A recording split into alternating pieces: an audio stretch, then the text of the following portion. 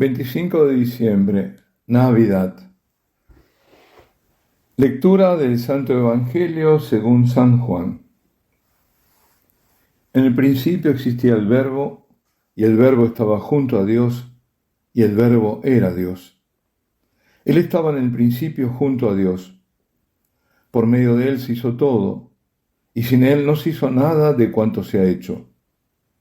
En él estaba la vida, y la vida era la luz de los hombres. Y la luz brilla en la tiniebla, y la tiniebla no lo recibió. Surgió un hombre enviado por Dios que se llamaba Juan. Este venía como testigo para dar testimonio de la luz, para que todos creyeran por medio de él. No era él la luz, sino el que daba testimonio de la luz. El Verbo era la luz verdadera, que alumbra a todo hombre viniendo al mundo. En el mundo estaba.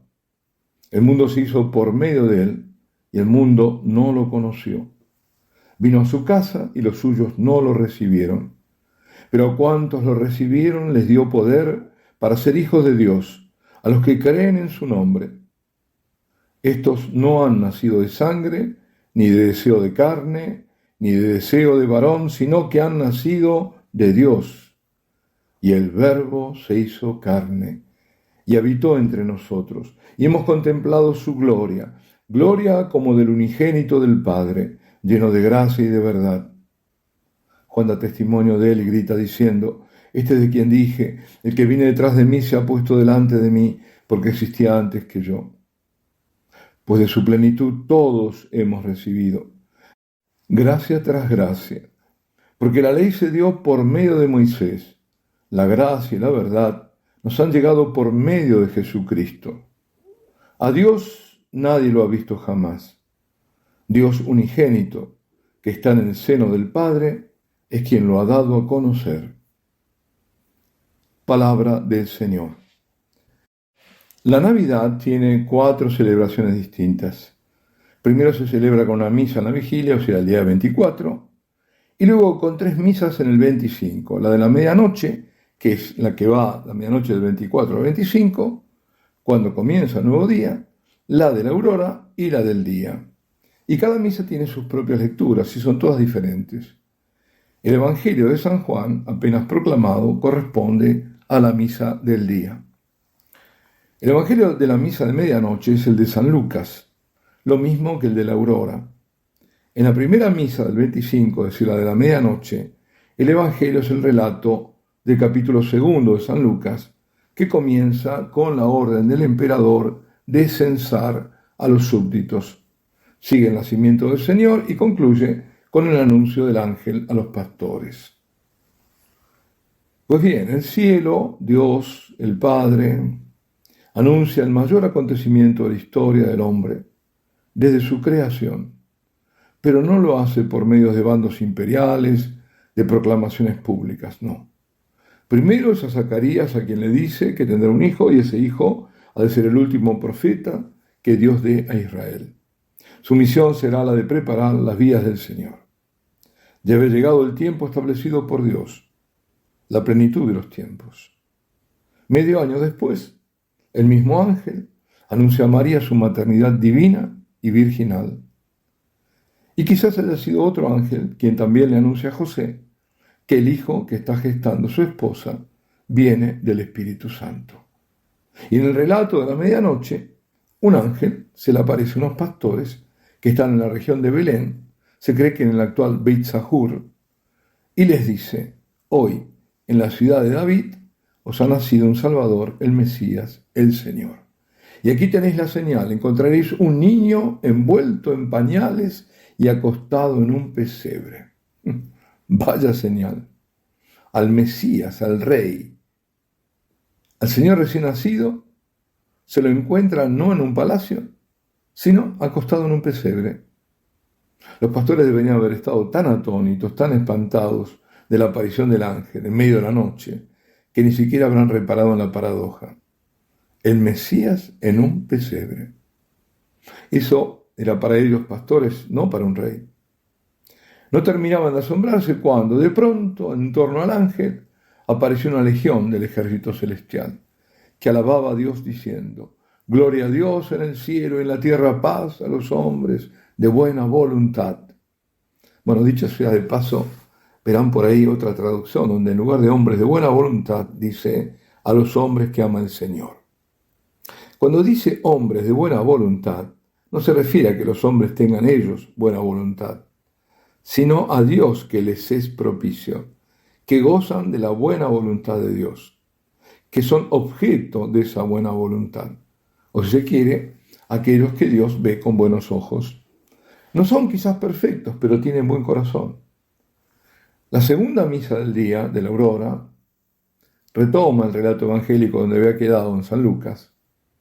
Entonces, ¿qué hicieron los pastores? Bueno, después del primer gran impacto, cuando se habían ido ya los ángeles, hicieron lo que habríamos hecho nosotros. Fueron corriendo y encontraron a María y a José y al niño acostado en el pesebre. Al verlo contaron lo que se les había dicho de aquel niño. En tanto María conservaba todas estas cosas, meditándolas en su corazón. Nada dice el evangelista acerca de San José, pero es de imaginar que José hacía otro tanto. Todo lo atesoraba en su corazón, en su gran corazón, y lo meditaba. Por su parte, luego de ver y adorar al niño, porque no cabe duda que el Espíritu Santo les habrá hecho caer de rodillas o postrarse ante aquel niño tan luminoso, tan único, los pastores se volvieron a atender sus rebaños. Partieron dando gloria y alabanza a Dios por todo lo que habían oído y visto. Estallaban de alegría porque se había cumplido la profecía de Isaías, porque un niño nos ha nacido, un hijo se nos ha dado. Todo esto ocurría mientras los habitantes de Belén, los fijos y los transeúntes que estaban allí por causa del censo, como estaban María y José, dormían ignoros de lo que ocurría, con sus puertas cerradas a tanta gracia del cielo. Y ahora damos el salto a esta misa del día. En ella se nos presenta un monumento. No es un simple relato, es un capolavoro, dirían los italianos, una obra maestra del Espíritu. Una obra de una altura infinita, el sublime texto del prólogo del Evangelio de San Juan. Cada palabra tiene un peso enorme, por eso es deleite del cielo y por eso no lo soportan los demonios. Una sola frase y encierra un mundo. Y el Verbo se hizo carne. Nos damos cuenta de lo que está diciendo San Juan. Algo que nadie lo dijo antes. Dice nada menos que Dios se hizo hombre. Ningún evangelista llega tan alto ni tan lejos. Por eso a Juan se le atribuye como símbolo el águila. A través de San Juan nos vienen revelados los más altos misterios. En el principio existía el Verbo y el Verbo estaba junto a Dios. En el principio. Esta palabra no está puesta allí porque sí, por casualidad. Pues así también comienza nada menos que toda la Sagrada Escritura, toda. Esa es la palabra con que se inicia el primer libro de la Biblia, el Génesis. En el principio. Lo primero que ofrecen los libros sagrados es el relato teológico de una cosmogonía. ¿Qué quiere decir? De cómo empezó el universo. El universo tuvo un inicio y fue creado por Dios. El del Evangelio de San Juan, es el relato también teológico de la salvación del hombre, que es una nueva creación, donde nos dice el evangelista que el Verbo, el Hijo del Altísimo, viene de la eternidad. Su ser está ahí en Dios. En el principio existía el Verbo y el Verbo estaba junto a Dios. Y agrega ya con contundencia, el Verbo era Dios. No era como un dios o era un demiurgo, o sea, un semidios, sino Dios, sin más. El Verbo, que en su comienzo como hombre se llamará Jesús, ya existía, viene de la eternidad, es Dios como Dios es el Padre y Dios el Espíritu Santo. Por eso decimos que es Dios de Dios, Dios verdadero de Dios verdadero. Es de la misma esencia divina, o dirán sustancia, es coeterno con el Padre. Y todos los atributos del Padre son también suyos. Es omnipotente, tiene todo poder, es decir, todo lo puede, es omnisciente, todo lo conoce, todo lo ve, es misericordioso, es santo, es justo, etcétera, etcétera. Como escribe el autor de la carta a los Hebreos, que es justamente la segunda lectura de esta misa, dice, y Él sostiene el universo con su palabra poderosa. Él es reflejo de su gloria, impronta de su ser. Él sostiene el universo con su palabra poderosa. Y San Juan dice, por medio de Él se hizo todo, y sin Él no se hizo nada de cuanto se ha hecho. Y en ese estilo propio, como elaborando espirales teológicas, dice luego San Juan, en el mundo estaba, el mundo se hizo por medio de Él, y el mundo no lo conoció. Nuevamente, el mundo se hizo por medio de Él. Si la creación estuvo Él presente, pero el mundo no lo conoció. Lo había dicho antes de otro modo, Él era la luz de los hombres, y la luz brilla en la tiniebla, y la tiniebla no lo recibió. Es decir, el mundo prefirió seguir en la tiniebla, como lo sigue haciendo, no aceptando la luz. Pero no solo el mundo, sino más doloroso aún, Israel no lo recibió, porque vino a su casa y los suyos no lo recibieron. Y la mayor parte de Israel aún no lo recibe, no. Siempre fue así y sigue siendo. Creer que Jesús es hombre y es Dios no es aceptado, tanto para judíos como musulmanes, es una blasfemia. Si el Señor no se les revela, no es fácil que haya conversión. Ocurre que a algunos sí se les está revelando, pero eso no se dice, sobre todo si son musulmanes porque les van la vida. Al misterio de la encarnación se llega por revelación y por fe, y aún así es insondable. Ante el misterio de amor tan profundo callo. Cuando me pierdo en el vértigo del pensamiento, te contemplo, mi Señor, y oigo que me dices, el que me ha visto a mí, ha visto al Padre. Sin embargo, aún así choco ante el misterio inaferrable, porque abrazo tu humanidad, Cristo, y me encuentro con Dios. Pero si encontrándote, mi Dios, te contemplo, vuelvo entonces a estar ante la presencia de Jesús de Nazaret, hombre real y concreto, que sediento en la cruz, no deja de descubrirme misteriosamente al Padre.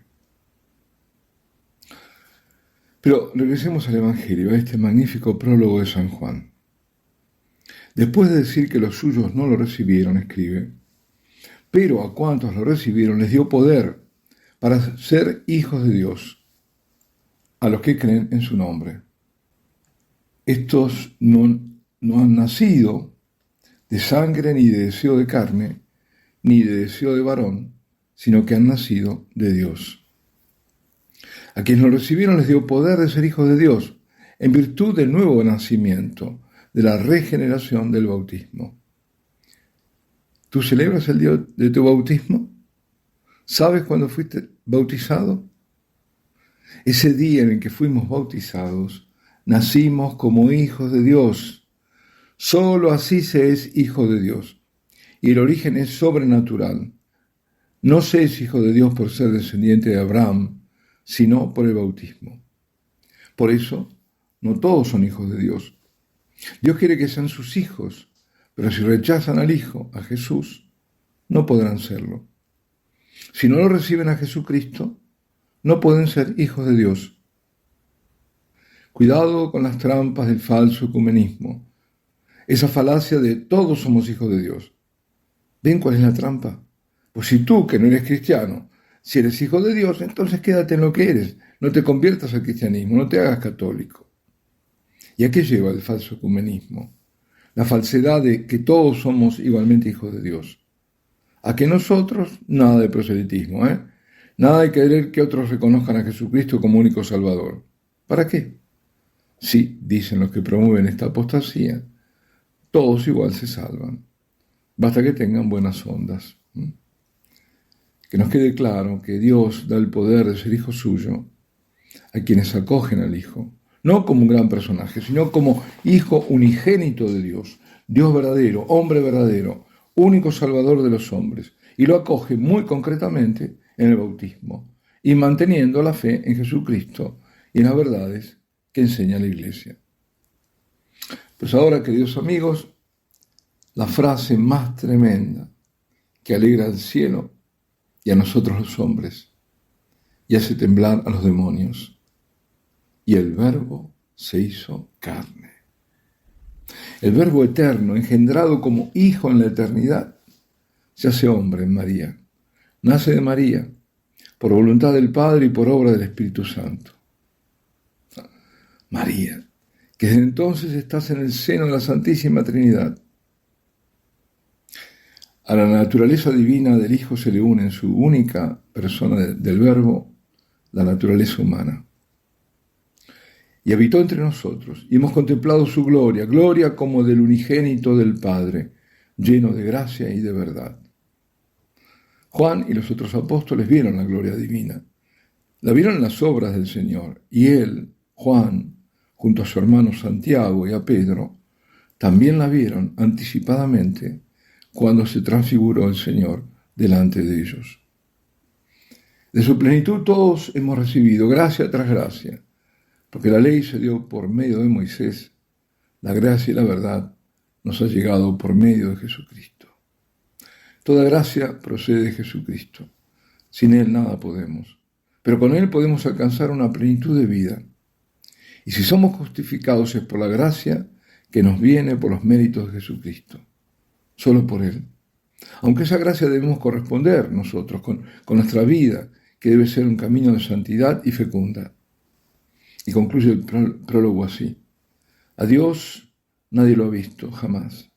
Dios unigénito, que está en el seno del Padre, es quien lo ha dado a conocer. La única revelación de Dios nos viene por nuestro Señor. Esto solo destruye todo gnosticismo, toda soberbia, todo engreimiento de querer conocerlo a Dios por otros caminos, como pretenden en su idiocia, en su necedad, las corrientes teosóficas de donde se nutre, por ejemplo, la masonería. El único que revela a Dios es Jesucristo.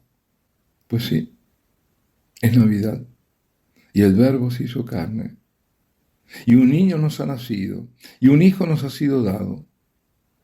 Ese niño es Dios entre los hombres. Ocurrió en Belén. Ese niño sonríe y es Dios que nos sonríe. Ese niño llora y es Dios doliéndose por esta humanidad que es también suya.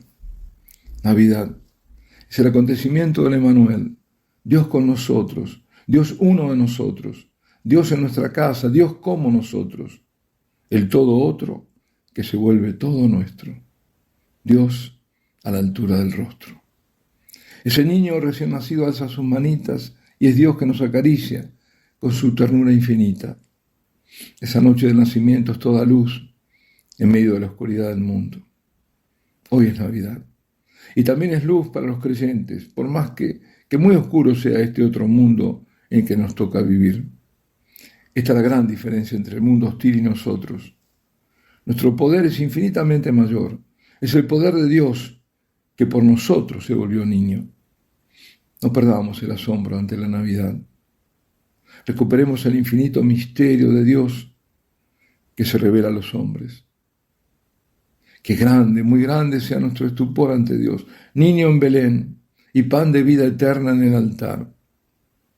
Que incesante sea nuestro agradecimiento ante el inefable misterio de la encarnación que se prolonga en la Eucaristía. Y acudamos todos a adorar al Santísimo, el mismo Señor nacido en Belén. Vayamos a adorarlo junto a María, su madre, y a José, y con todos los pequeños que Dios hace grande por su gracia. Entremos sin miedo en la intimidad de la adoración para encontrar a Dios que nos sonríe y acaricia en Jesús, el Mesías Salvador. Muy santa Navidad, queridos amigos, que si es santa será muy, pero muy feliz. Alabado sea Jesucristo,